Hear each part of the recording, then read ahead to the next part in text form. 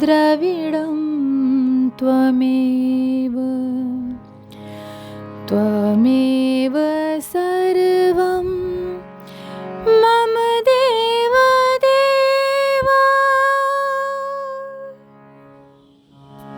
श्री गर्ग संहिता के वृंदावन खंड का 23वां अध्याय। कंस और शंखचूड़ में युद्ध तथा मैत्री का वृतांत। श्री कृष्ण द्वारा शंखचूड़ का वध। श्री नारद जी कहते हैं, राजन, तत्पश्चात श्री कृष्ण रंजांगनाओं के साथ लोहजंग वन में गए, जो वसंत की माधवी तथा अन्यान्य लता वल्लरियों से व्याप्त था। उस वन के सुगंध बिखेरने वाले सुंदर फूलों के हारों से श्री हरि ने वहाँ समस्त गोपियों की वेणियाँ अलंकृत की। भ्रमरों की गुंजार से निनादित और सुगंधित वायु से वासित यमुना तट पर अपनी प्रेयसियों के साथ श्याम सुंदर विचरने लगे। विचरते विचरते रासेश्वर श्री कृष्ण उस महापुण्य वन में जा पहुँचे, जो करील, पीलू तथा श्याम, तमाल और ताल आदि सघन वृक्षों से व्याप्त था। वहाँ रासेश्वरी श्री राधा और गोपांगनाओं के साथ उनके मुख से अपना यशोगान सुनते हुए श्री हरि ने रास आरंभ किया। उस समय वे यश गाती हुई अप्सराओं से घिरे हुए देवराज इंद्र के समान सुशोभित हो रहे थे। राजन, वहाँ एक विचित्र घटना हुई, उसे तुम मेरे मुख से सुनो।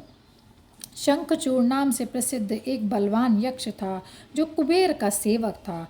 इस भूतल पर उसके समान गदा युद्ध विशारद योद्धा दूसरा कोई नहीं था। एक दिन मेरे मुंह से उग्रसेन कुमार कंस के उत्कट बल की बात सुनकर वह प्रचंड पराक्रमी यक्षराज लाख भार लोहे की बनी हुई भारी गदा लेकर अपने निवास स्थान से मथुरा में आया।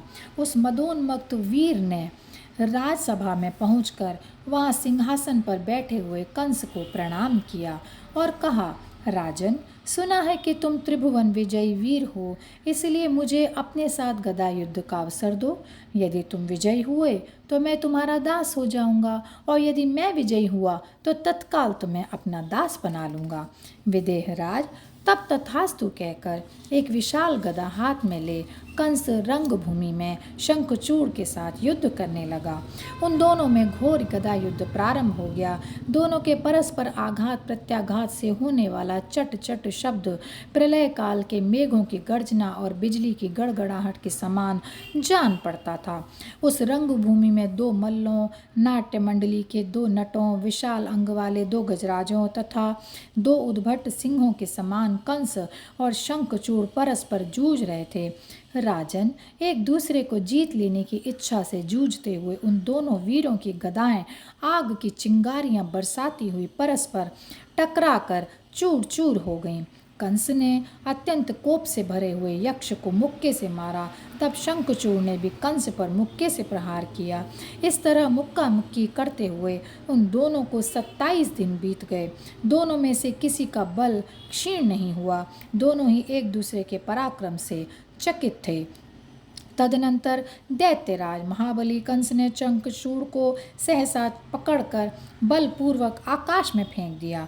वह 100 योजन ऊपर चला गया। शंखचूड़ आकाश से जब वेगपूर्वक नीचे गिरा तो उसके मन में किंचित व्याकुलता आ गई।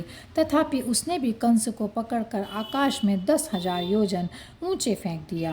कंस भी आकाश से गिरने पर मन ही मन कुछ व्याकुल हो उठा। फिर उसने यक्ष को पकड़कर सहसा पृथ्वी पर दे मारा। फिर शंखचूड़ ने भी कंस को पकड़कर भूमि पर पटक दिया। इस प्रकार घोर युद्ध चलते रहने के कारण भूमंडल कांपने लगा। इसी बीच में सर्वज्ञ मुनिवर साक्षात गर्गाचार्य वहां आ गए। दोनों ने रंगभूमि में उन्हें देखकर प्रणाम किया। तब गर्ग ने ओजस्विनी वाणी में कंस से कहा। श्री गर्ग जी बोले, राजेंद्र, युद्ध ना करो। इस युद्ध में कोई फल मिटने वाला नहीं है। यह महाबली शंखचूड़ तुम्हारे समान ही वीर है। तुम्हारे मुक्के की मार खाकर गजराज ऐरावत ने धरती पर घुटने टेक दिए थे और उसे अत्यंत मूर्छा आ गई थी। और भी बहुत से दैत्य तुम्हारे मुक्के की मार खाकर मृत्यु के ग्रास बन गए हैं, परंतु शंखचूड़ धाराशायी न हो सका। इसमें संदेह नहीं है कि यह तुम्हारे लिए अजेय है। इसका कारण सुनो। वे परिपूर्णतम परमात्मा जैसे तुम्हारा वध करने वाले हैं, उसी तरह भगवान शिव के वर से बलशाली हुए इस शंखचूड़ को भी मारेंगे। अतः यदुनंदन, तुम्हें शंखचूड़ पर प्रेम करना चाहिए।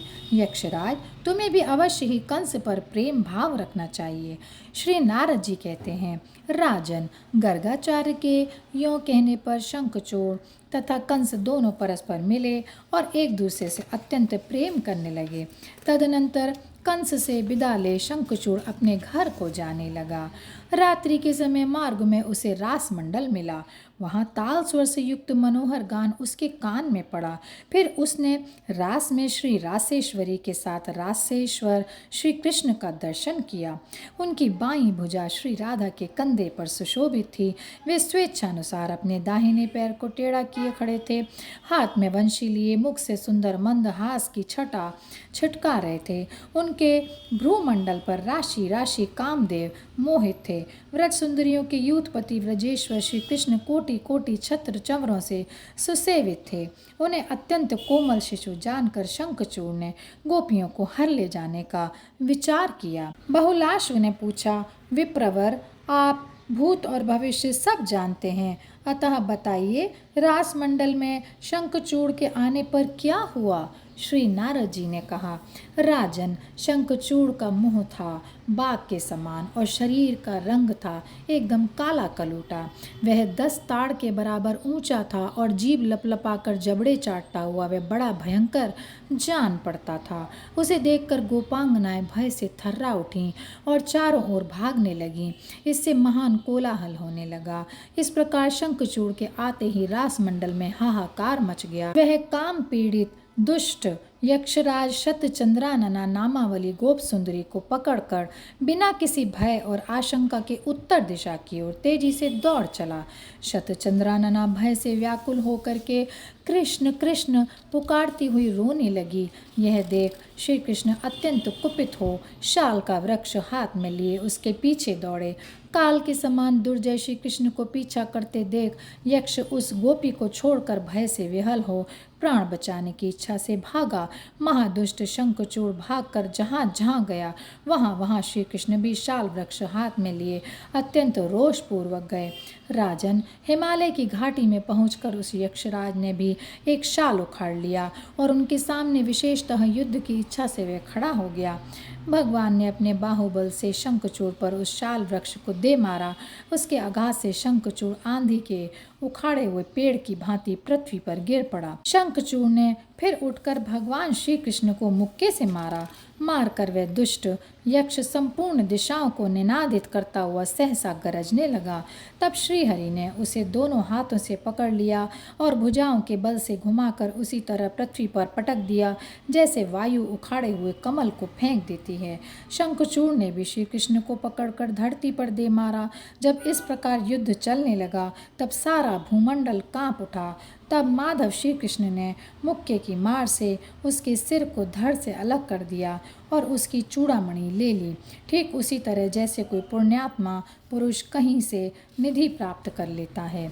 नरेश्वर, शंखचूड़ के शरीर से एक विशाल ज्योति निकली और दिग्मंडल को प्रकाशित करती हुई व्रज में श्री कृष्ण सखा श्री दामा के भीतर विलीन हो गई।